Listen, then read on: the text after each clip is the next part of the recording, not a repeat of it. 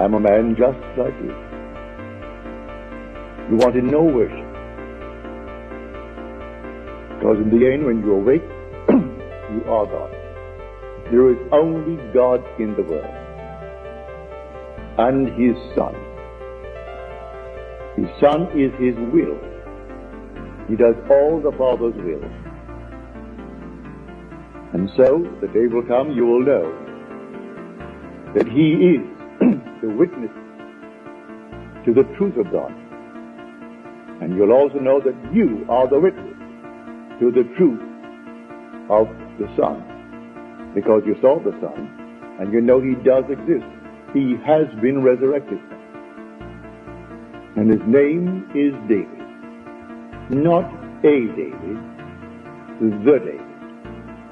The only David. And no one has to tell you. There He stands before you. And it's absolutely as I've told you.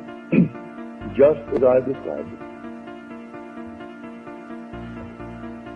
Tonight, if you're here for the first time, and you expected something entirely different, but then let me give you a short portion of the law. We are living in a world that really is a psychological world. All things take place in the imagination of man.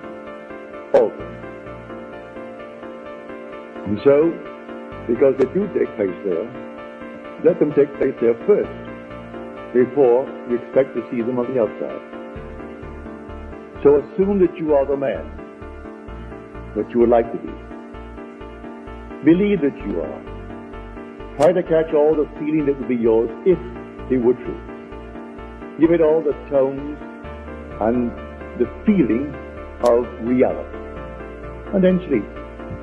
Go sound asleep in that assumption that you are already the one that you want to be.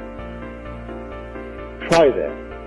And I assure you from my own experience, what you have assumed that you are, you will become. You have already become what you are because you once assumed that you are it. Everything in the world is just like that. It's all imagination.